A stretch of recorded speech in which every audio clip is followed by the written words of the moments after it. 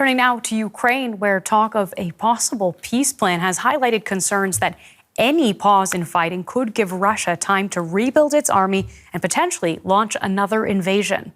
To counter this, Kyiv supporters have put forward several proposals: European peacekeeping patrolling the front lines, NATO security guarantees, and, of course, promises of more weapons. But what would it actually take to convince Ukrainians that the threat from Russia has really ended and not just been put on hold? DW's Nick Connolly takes a dive into Ukraine's Soviet past to understand their hopes for the future. This isn't a submarine. This is a Soviet-era nuclear weapons command center, 40 meters underground. You wouldn't have known if you were bombing New York or Boston. You would have just been told Plan 15. You needed both officers in charge to press this button and turn a key at the same time for the launch to go ahead. Back in the 1980s, when Hennady was in uniform, 10 Soviet nuclear missiles were based at this site alone, ready to strike American cities in a matter of minutes. Now it's a museum, and Hennady is a tour guide. After the collapse of the Soviet Union, newly independent Ukraine inherited the world's third largest nuclear arsenal. It gave them up in return for security guarantees known as the Budapest Memorandum. Those promises from Russia, the US and the UK have turned out to mean little. There are more and more Ukrainians who regret the fact that their country gave up these weapons. They say if Ukraine still had nuclear weapons, maybe the Russians wouldn't have invaded. The fact is, in the 90s, when all this was scrapped, Ukraine couldn't afford to keep all of this up. War with Russia was unthinkable, but now, 3 years after the full-scale invasion began, people here are wondering, how does Ukraine, without nuclear weapons, protect itself from a bigger nuclear-armed neighbor in Russia that constantly threatens to attack it with those very same warheads that would have been based here back in the day? Ihor Firsov was elected to Ukraine's parliament in 2014. After Russia invaded in 2022, he joined the military and now commands a drone unit.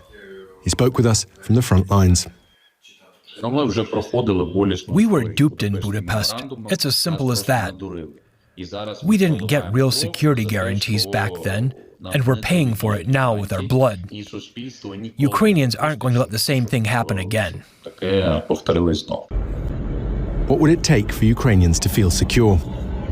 Since Russia's full-scale invasion, Ukraine has signed a number of bilateral security agreements with countries including Germany, the UK and the US. They include pledges to supply weapons and to consult within 24 hours should Ukraine be attacked again in the future. Firsov says that's not enough. Short of Putin's regime collapsing or Ukraine joining NATO, he sees one other chance for a lasting peace: international peacekeepers.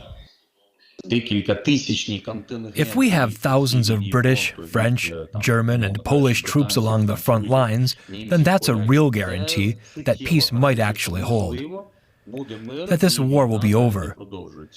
Anything else, all other kinds of deals, will just ensure that the war is just paused and will break out again in a month or a year's time. Analysts say that would require tens of thousands of troops, not just along the 1,000-kilometer front line, but also along Ukraine's borders with Russia and Belarus. And they would need to be armed. Even if, and it's a big if, countries like Germany and the UK would be willing to risk sending troops to face off with Russia, the bigger question remains whether they actually have enough troops to do so. Rose Gottmuller was a top US diplomat and latterly NATO Deputy Secretary General. In the early 1990s, she oversaw American efforts to control nuclear weapons in the former Soviet Union. We did not foresee the aggression that has come out of Putin's Kremlin and out of Moscow during this current period. Perhaps we should have, perhaps that was naive. But nevertheless, I think it's good to remember that the Budapest Memorandum and the trilateral statement, those arrangements bought Ukraine 30 years of independence and sovereignty to establish itself as a strong country, able to fight for its survival as it's been doing for the last 3 years. Gottmuller is sceptical that all 32 NATO members will be able to agree on a peacekeeping mission, but says the presence of troops from even a handful of NATO members would make a difference. The whole point of having boots on the ground from NATO and EU member states would be to essentially be a deterrent force and a kind of tripwire for a larger engagement, which Russia would always have to fear should they attack countries that are from NATO and the European Union. And for all Trump's stated reluctance to commit the US to European security, Gottmuller thinks he may still have to do more than he currently would like. Well, honestly, I think that Mr. Trump wants to be the big peacemaker, right? But he will not want to be seen as the loser out of this negotiation. I do think that the United States will have to reach some agreements and commitments, and that will be part of the final peacekeeping deal. For all the off-the-record briefings to the contrary, there's no real indication for now that Ukraine is seriously thinking about trying to regain nuclear weapons like these. Experts say it would take years and be almost impossible to do in secret, putting Ukraine's relations with the West on the line. But other countries with bigger nuclear-armed neighbours will certainly be looking at Ukraine to see whether Western promises on security can be trusted, or whether they need their own backup plans. Well, and for more on this, we cross now live to DW correspondent Teri Schultz in Brussels. Teri, in the report we just saw, a Ukrainian commander mentions the idea of deploying European peacekeepers to help implement a possible ceasefire. Is that a realistic scenario, Teri, from a European perspective? It's certainly something we discuss a lot here in Brussels, Teri, including at the highest levels. European leaders are asked constantly if they would be willing to do this. But, you know, at the moment, they have a very easy out. They say that at the moment, Russia has no intention, or certainly is not showing any intention of seeking peace. So we can't possibly answer that question. There would be so many conditions to be put on any ceasefire, on peacekeepers who would be going into this region, that you can't possibly decide whether or not you would send your own soldiers as a European leader into it unless you know how would they be protected, how could you trust Moscow, you know, how many would be needed, as Nick mentioned in his report. You know, what is being discussed, which is a more realistic scenario in the near term for Ukraine, is that some of the training that is now being given to Ukrainian soldiers, primarily in Germany and Poland, under the European Union's assistance mission for Ukraine, some of those training sites may actually be moved inside Ukraine, even while the war is still on. And that is a much more practical discussion at the moment than whether any eventual ceasefire would be held by European peacekeepers. Now, we're talking NATO right now, we're talking Europe right now, but what about NATO? What is NATO's stance on this idea, Teri? Well, this would not be a NATO mission, but we should point out that 23 of the 32 NATO members are also European Union members. So you're talking about the same national leaders with the same hesitations. Germany, of course, is one that we should point out. Germany is always among the most hesitant to do this. So NATO doesn't discuss putting a peacekeeping mission in Ukraine at the moment either, with no peace to keep. At the same time, NATO allies will say that, you know, they're simply trying to put Ukraine in the strongest military position possible to seek that eventual peace, that they want Ukraine to have a stronger position on the battlefield to go into any negotiations around a table. And that's really what Secretary General Mark Rutte and any allies who are questioned with their NATO hats on, that's what they'll say. Now, Ukrainians, of course, are seeking solutions for their long-term security, and stationing European troops in Ukraine is one possible scenario. But some fear that that approach would be seen by Russia as a new threat and would make the situation worse. What's your take on that, Teri, briefly? Yeah, that's right.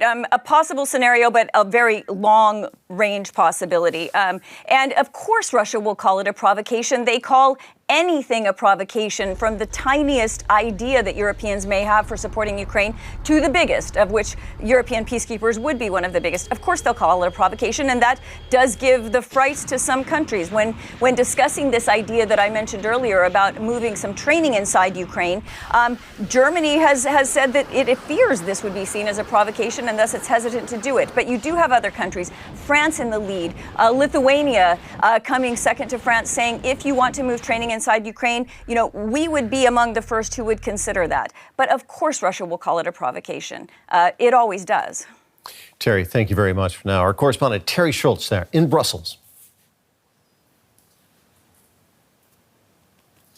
And for more on this, we now cross live to DW correspondent Sonia Phalnikar in Kyiv. Sonia, in that report we just saw, Ukrainian commander mentions the idea of having European peacekeepers guarantee a possible ceasefire. Is that a popular idea in Ukraine? Well, I think for Ukraine, a really critical point is that any kind of ceasefire without a mechanism in place to try and prevent Russia from attacking Ukraine again is just too dangerous. And this is why President Zelensky has been, pushing for NATO membership. He says it's the only way to stop Vladimir Putin from coming back. But until that happens, and that could take a long time, Ukraine has really welcomed this still nascent idea of European peacekeepers, trying to hold the peace in Ukraine. We heard a few days ago from a spokesperson of the Ukrainian Foreign Ministry who said that discussions on this are gaining traction now with European partners. But he did admit that these conversations are still quite low on specific detail. I think this is still a debate that is limited to policy circles among lawmakers here in Ukraine.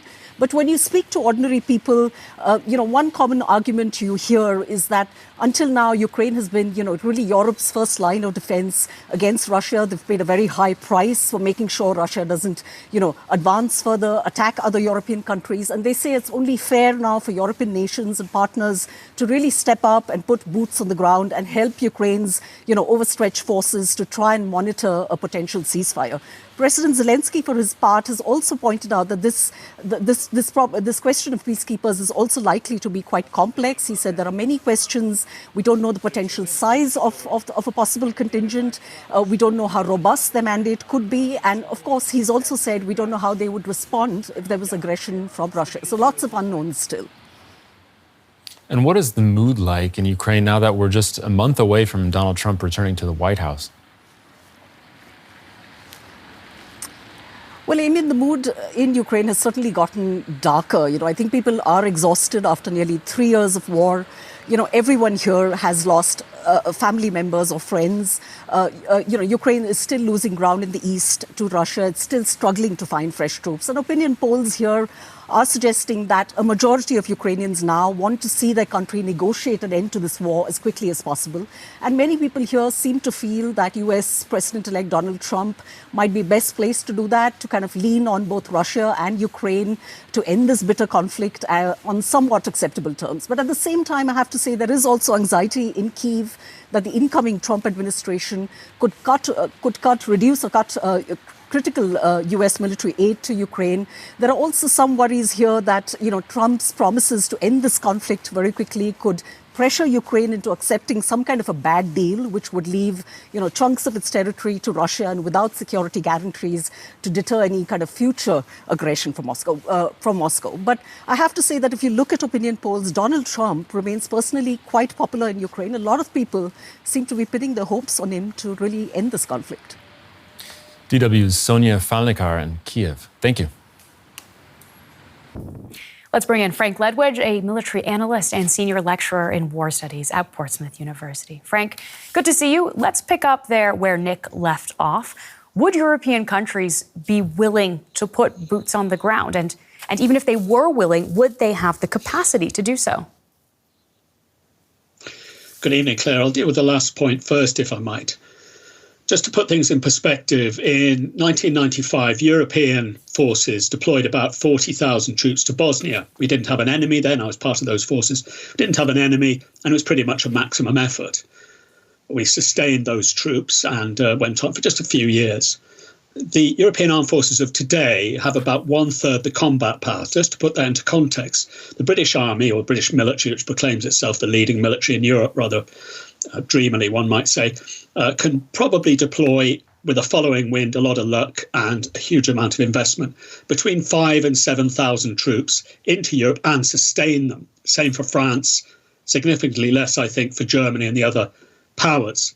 So I suspect Europe could probably deploy and sustain possibly a force of maybe 20,000. But of course, that's making assumptions of political will. One would also have to say, and this is the overriding concern militarily, that no force would be comfortable being there without the really powerful and essential support of the United States, which doesn't look like it's coming. So the answer is, depending on the numbers, you could probably deploy a fairly small force into an environment, of course, with over 1 million combat troops on both sides. So with those numbers, would that be enough for the task at hand? I think the viewers can come to their own conclusions on that. 20,000 troops armed at the scale with which European troops are now armed, which is to say very poorly, without significant supplies of ammunition and challenged logistically, would probably be no kind of deterrent for anybody. Whether they would provide an assurance as a tripwire depends, of course, on what that tripwire causes to happen. And that would be American involvement. The Americans aren't becoming involved in this. So the answer is, right now, Europe does not have the capacity to develop and deploy a credible peacekeeping force along that border, even if the Russians were to agree that to happen. So what does that do to the EU's credibility more widely and its ability to try to deter Russia from future incursions? I'm old enough to remember 1993, I think it was, when the European commissioners or communities it then was declared Bosnia far less, 10 times less the problem of Ukraine to be Europe's moment. And I see the same kind of dynamic going on now, and I'm including within that the UK, of course. Look, nothing can be done militarily in Europe without the Americans. I think the only credible force that might augment such in terms of deterrence for the Russians would be the Turks, who I think that for very many reasons the Russians are not keen to get involved. Turks are involved elsewhere. Poland, another very powerful force and growing force in Europe, a significant element, has said it will not do so. So that's the end of that. So in terms of the credibility of Europe's military, I don't think I'm being particularly controversial in saying it's very, very limited at the moment without the US. And of course, it's always the US that's the issue here. And as a deterrent, on its own, insignificant. So if peacekeepers patrolling the front lines do not look like a particularly viable option without the help of the U.S., as you've said, what other solutions are possible to reach a lasting peace for Ukrainians? Well, that's really a political question I'm not particularly especially qualified to answer. One might consider an international peacekeeping force, but at its heart, some very capable units, perhaps some of them conceivably from NATO, and I'm thinking here Turkey again.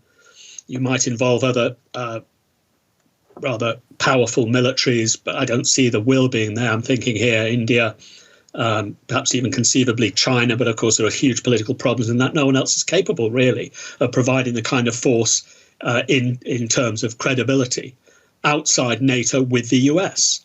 And of course, were such a force to be deployed, let's look at the reality of it just for 30 seconds. There would have to be air bases to support those units. There would have to be a large logistical chain. These forces would have to be fully armed and committed. It would involve the commitment of every European armed force in Europe to its maximum for a considerable period of time. And that's where we bring the politics in. Well, thank you so much for your analysis there. That is military analyst Frank Ledwidge. Appreciate your time as always. Thank you, Claire.